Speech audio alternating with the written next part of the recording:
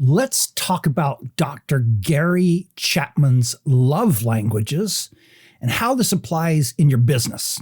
So I'm pretty sure you've already met these, the 5 different ways that we give and receive love in different ways. And basically what Dr. Chapman discovered is that people have a preferred way of giving and receiving love. So just really quick, and then I'll explain what the important part is. So there's words of affirmation, telling them that you love them, telling them that you appreciate them. Acts of service, doing the dishes, mowing the lawn, taking the garbage out when it's, quote, their job. Receiving gifts, so giving them gifts. Quality time, time spent on the couch, snuggling, eating together without phones going, those kinds of things, and physical touch.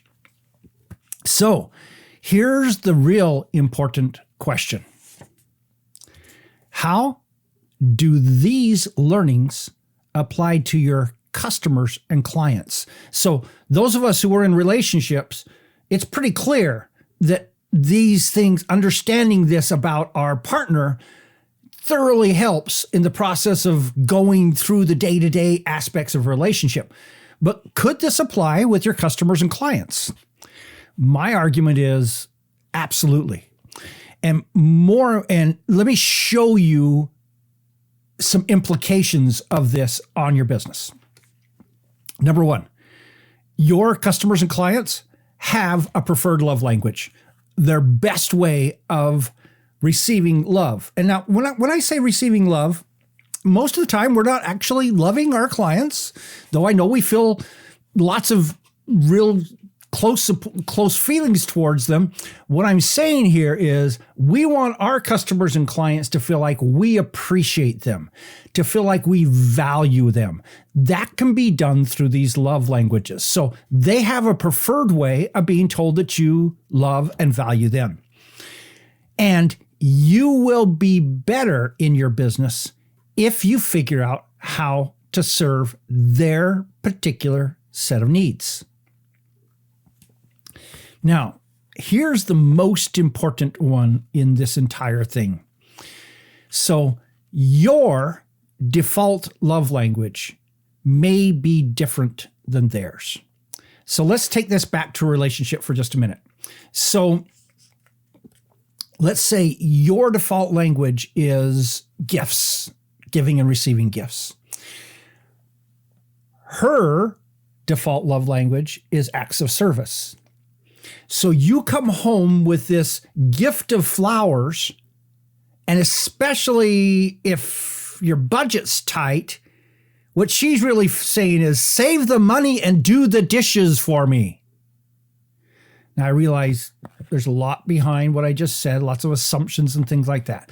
But if you are constantly giving according to your default love language, and your partner is off track on that, and so what you're giving may mean a lot to you, but it means very little to them, then you're constantly going to have this friction because they're not feeling loved, and you're not feeling that the things you do to love them are appreciated.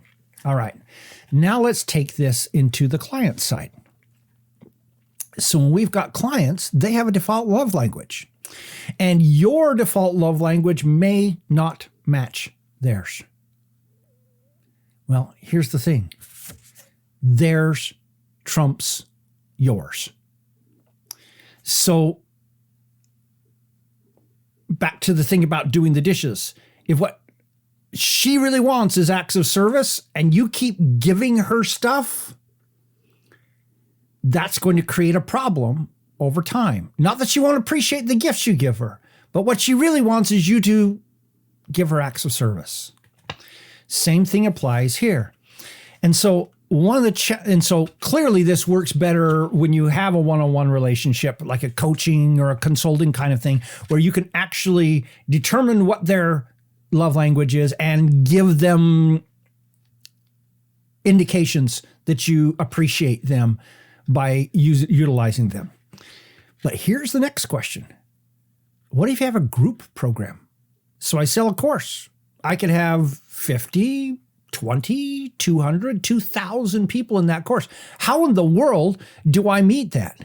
Well, what you do is you try to fulfill as many of them as possible, which means that you actually have to design all 5 love languages into your course as much as possible, so that even though 4 of them are going to miss with a given person, one of them will hit. Now, we do have a challenge. There's this thing called physical touch that probably isn't going to work in most customer-client relationships, and certainly isn't going to work in a group teaching online kind of thing.